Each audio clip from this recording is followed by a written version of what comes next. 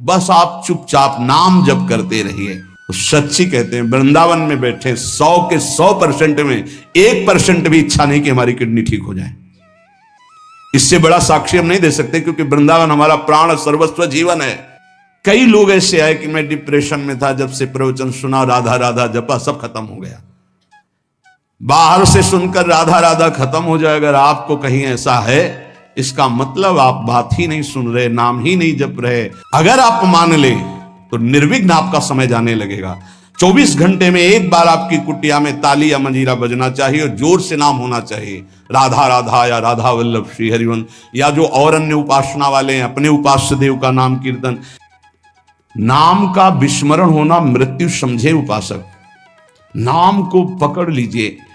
कह रहे अवशेषानाप यन्नाम कीर्तते सर्व पातकै, कोई भी अपराध कोई भी पाप नहीं बचेगा, नाम सबका नाश कर देगा। बस जपते रहिए।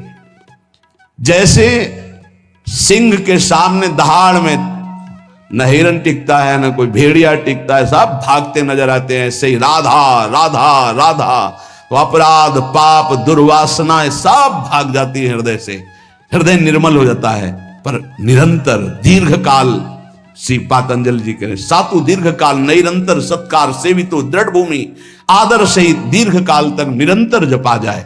यदि कहीं भावपूर्वक नाम जपा जाए तो बहुत जल्दी नाम का प्रकाश हो जाए।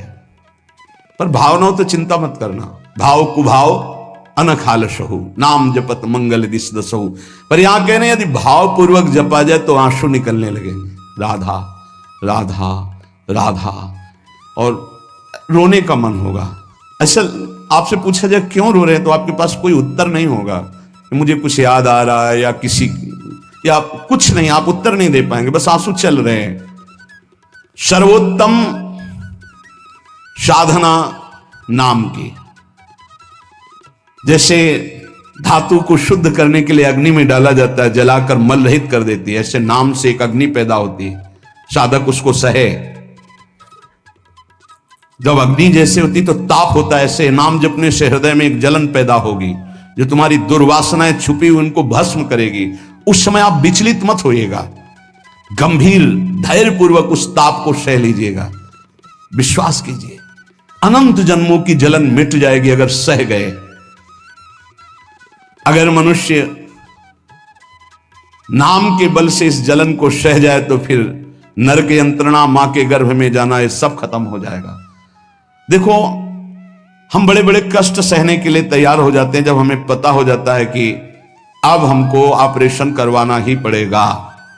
अब फिर राजी हो जाते हैं, पैसा दे देते हैं, दस्तखत कर देते हैं कि यदि हम मर जाएं तो आपका कोई दोष नहीं। क्यों? अब वो पीड़ा हटानी है। हो सकता है महीनों बिस्तर में हमें, हो सकता है इन्फेक्शन भी हो जाए, परेशान, पर ऑपरेशन करना ही पड़ेगा। ऐसे ही मान लीजिए अब ये ऑपरेशन करना ही पड़ेगा। जन्म जन्मांतरों से हमारा भव रोग बढ़ चुका है, अब ऑपरेशन के लिए तैयार हो जाइए। ऑपरेशन के लिए तैयार क्या होता है? चीड़ा फाड़ा जो लगेगा, सुन्न का सुई लगेगा, बड़ा कष्ट सहना पड़ेगा, महीनों बिस्तर में पड़े रहना पड़ेगा, पर हम वो करेंगे अब, क्योंकि इस रोग से निवृत्त होना है। ऐसे ही हमको विकारों से जलना पड़ेगा, हमको प्रियजनों की भावनाओं से बचना पड़ेगा, हमको अपनी प्रिय भावनाओं से बचना पड़ेगा, हमको अकेला अकेला पूरे विश्व से युद्ध करना पड़ेगा, तब भव समुद्र से पार होता है। भव रोग से क्या अकेला? इस मार्ग में कोई किसी का सहयोगी नहीं होता, पक्का समझना।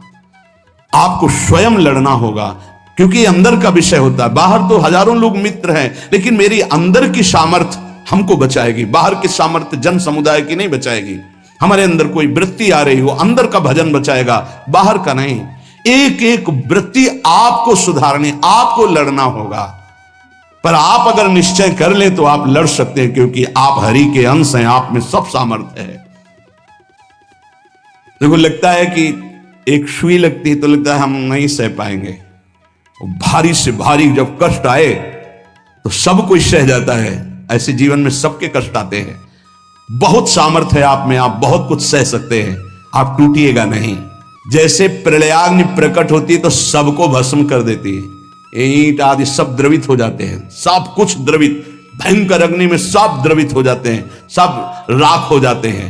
ऐसे कह रहे हैं जब नाम जपते जपते तुम्हारी नाम में रुचि हो जाएगी तो युग युगांतर से जो तुम्हारे पाप के संस्कार अंदर हैं, एक दिन के हैं, एक दिन के हो तो खत्म हो जाएं, युग युगांतर से वो अंदर नाम अग्नि पैदा करेगा कि सब भस्म हो जाएंगे। बस आप चुपचाप नाम जप करते रहिए, गोविंद गोविंद कृष्ण कृष्ण हरि हरि।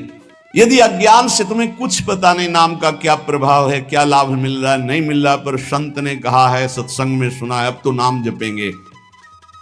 पुण्य श्लोक भगवान श्री हरि का नाम, प्रियाजू का नाम आप जपने लगे, आपका मंगल हो जाएगा। सच्ची मानिए, यदि आप चाहेंगे नाम जप से तो रोग को मिटा देंगे,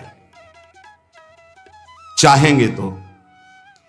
पूरे धन्वंतरी जी ने आयुर्वेद का शोध करके देखा तो जो औषधियों में शक्ति पाई गई उससे लाखों गुना बढ़कर के रोग मिटाने की शक्ति भगवान के नाम में पाई गई। जैसे किसी वैज्ञानिक कैंसर के विशेषज्ञ जब उन्होंने सरकार की बात सुनी कि दतून करते हैं ऐसे, तो उन्होंने कहा इसका विज्ञान सपोर्ट नहीं करता है, क्योंकि विज्ञान प्राकृतिक बुद्धि का सपोर्ट करता है।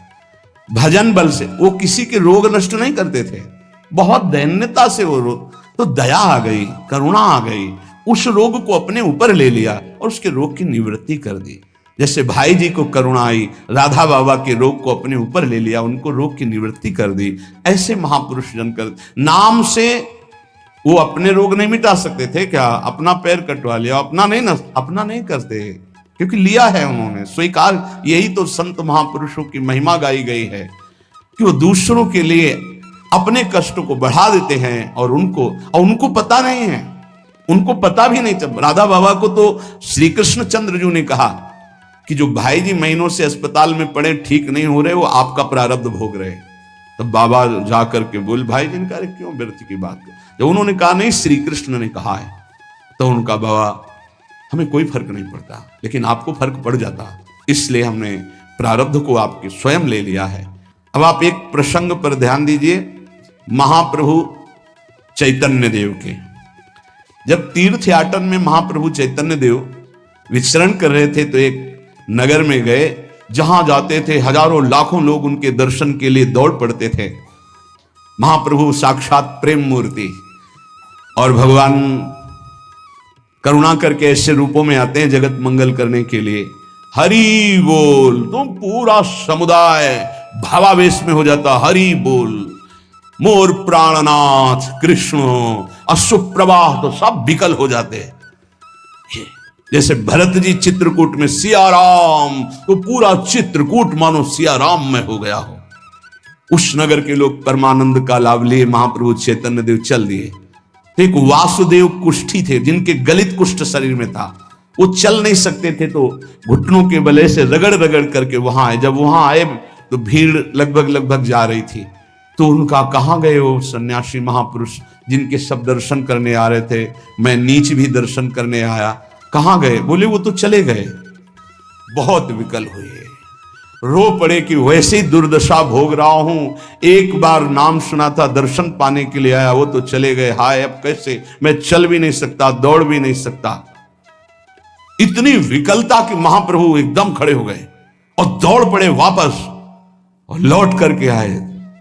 ओ जे देखा सामने गौर वर्ण गौरांग महाप्रभु, चिल्ला कर रो पड़े, अरे करुणा में प्रभु। बोले सिर्फ आपके लिए आया हूं, सिर्फ आप। अब आप देखिए, महाप्रभु ने पकड़कर खड़ा किया, वो रो रहा, छुओ मत, मेरे शरीर में पीप है, दुर्गंध है, प्रभु मैं नीच हूं, छूने लायक नहीं। प्रभु ने खड़ा किया और ऐसे जीव ही गले से लगाया, वो तो चीख पड़ा, प्रभु आपके इस परम पावन देह के स्पर्श लायक ये दे नहीं, नाथ आपके शरीर में पीप लग जाएगी।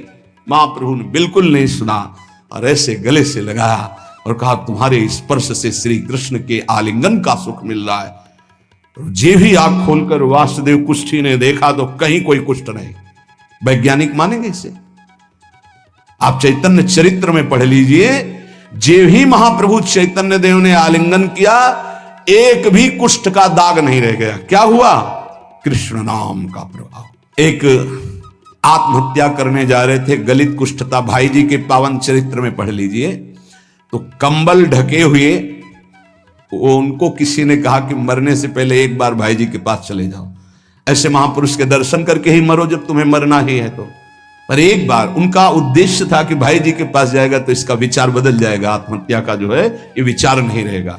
भाई जी ऑफिस में थे, किसी ने कहा कोई बहुत अपने शरीर को ढके हुए केवल आंख दिखाई दे रही और रो रहा है, कह रहा है एक बार भाई जी के दर्शन करा दो। भाई जी तत्काल भावावेश में हो गए और बुलाया, हाँ क्या सेवा करे, क्या बात, आप क्यों रो रहे हैं?